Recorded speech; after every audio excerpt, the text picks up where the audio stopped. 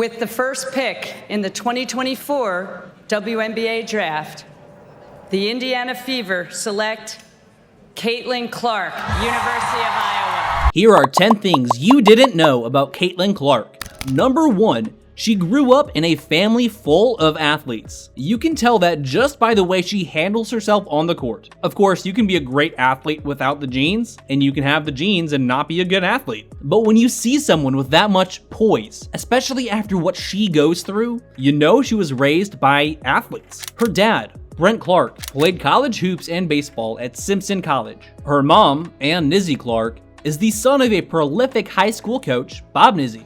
Her brother Blake played for Iowa State's football team, and her cousin Audrey Faber played basketball at Creighton. She has two uncles, Tom Faber and Mike Nizzi, who are both college athletes. So you could say it runs in the family. You won't believe where that competitiveness comes from. That leads us to number 2. Caitlin Clark was competing with boys since she was a kid. She grew up in Des Moines, Iowa, which isn't exactly cutting edge in terms of promoting women's sports. When she was 5 years old, she started playing basketball. But her dad couldn't find her a girls' league to play in, so instead, she played with the boys. There's a reason she always gets up when she gets floored by bitter rivals. She played rough and tumble hoops with her brother since she was a kid, and she is used to playing against people who are just stronger than she is. Do you think she could hang in the NBA? Let us know in the comments, because if anyone can, it's someone with that range, right? But it's not just her range. You shouldn't ever bet against her in any sport, because number 3, she was a multi-sport athlete. By the time she got to college, she focused on basketball alone, but she was also an incredible soccer player in her first 2 years at Dowling Catholic. She was a varsity starter as a freshman and sophomore before focusing on the sport she was born to play, basketball. As a kid, like most small-town athletes, she played a ton of sports: softball, volleyball, tennis,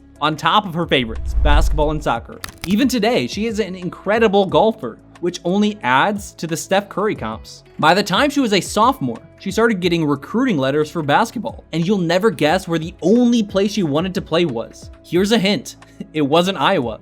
Number 4, Caitlin Clark always wanted to play for UCONN. And why shouldn't she? They were the dominant force in women's basketball since, well, ever under Gino.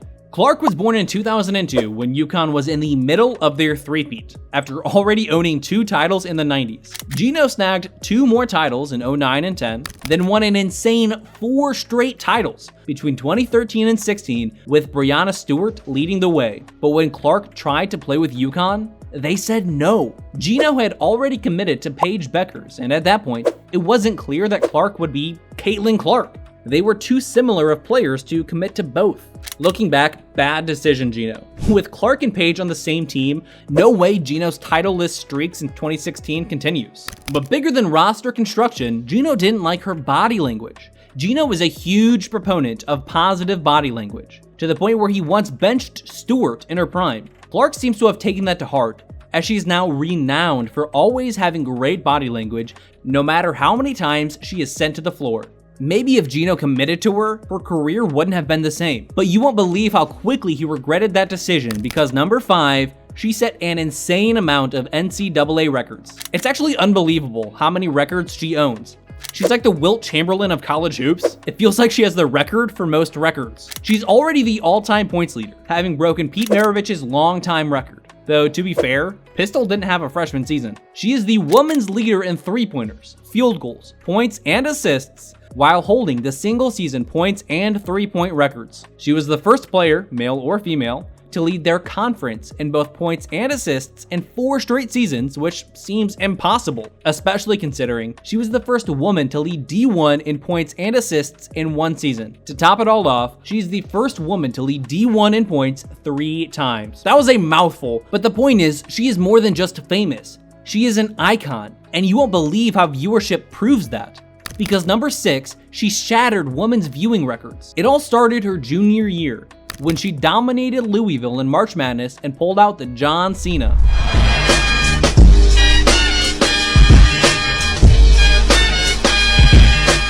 Not only can you not guard her, you can't see her, Hailey Van Lith. Because of her all-around excellence, her flair, and her steady, smiley persona, she became the biggest draw in women's hoops and really college hoops in general. Her Elite 8 game against LSU, a rematch of the previous year's championship, averaged 12.3 million viewers. Iowa's championship game against South Carolina averaged 18.9 million and peaked at 24.1. To compare, UConn's win against Purdue in the men's bracket averaged just under 15 million viewers. In fact, Clark's championship game set a record for the most views on an ESPN broadcast for a college game, men's or women's. There are a lot of reasons why women's college basketball is starting to lap men's, but Clark was undeniably one of them. We'll see if that continues next year without Caitlin, because it is clear that she is a huge draw.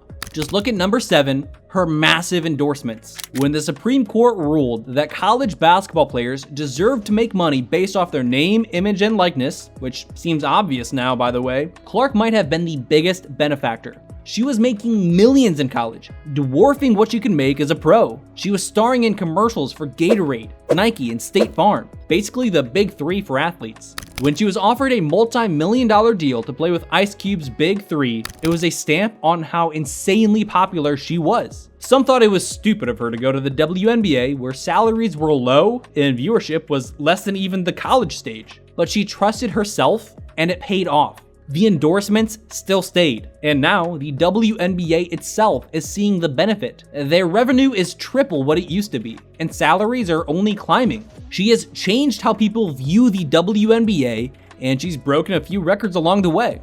We'll get to one crazy record you'll never believe. Number 8, she's broken an insane amount of WNBA records already. You didn't think we were done listing Caitlin Clark records, did you?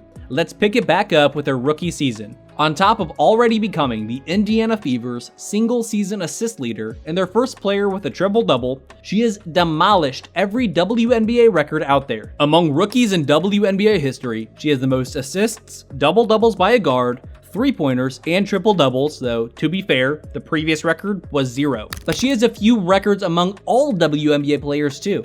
She is the single game leader in assists with 19 against the Wings last July. She has the most double-doubles by a guard in WNBA history, and she's nearing the single-season assist record set last year. And remember, she was the number 1 pick. That means the Fever sucked last year, and now she's bringing them into the playoffs in genuine title contention.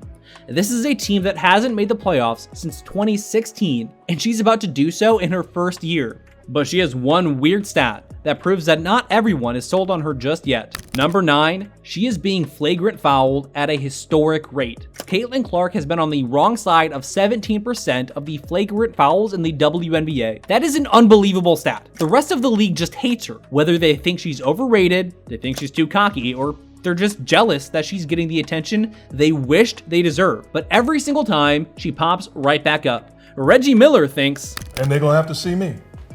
Now, what I would love Caitlin to do is get up one time and then just slap the out of her. What is wrong with you? What is wrong with you? Bad idea, Reg. The fact that she's handled all of this so gracefully is why we love her.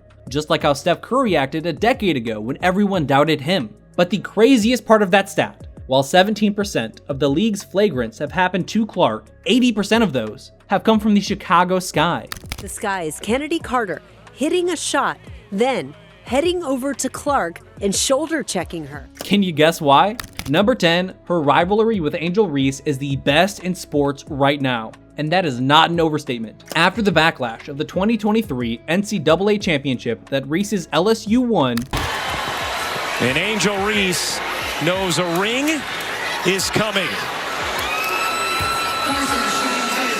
and Clark's subsequent win the next year to getting drafted in the same class a couple hundred miles from each other. These record-breaking women have the greatest rivalry in the WNBA, and Reese can't handle it. Clark may have set every WNBA rookie guard record, but Reese has been doing the same thing for rebounds. She deserves some love too, right? But the difference is, Clark is winning on the court, while Reese is trying to coerce the media into taking her side. She's clobbering Clark when they play against each other, and she's losing when she plays Clark's Fever. Do you think that's an overstatement? Are they the best rivalry in the league? Which of these 10 Clark facts did you not know? Let us know in the comments and watch how Caitlin Clark is the rare female version of Steph Curry. Listen to The Wrong Opinion, useless NBA trivia, and garbage rankings for more NBA content.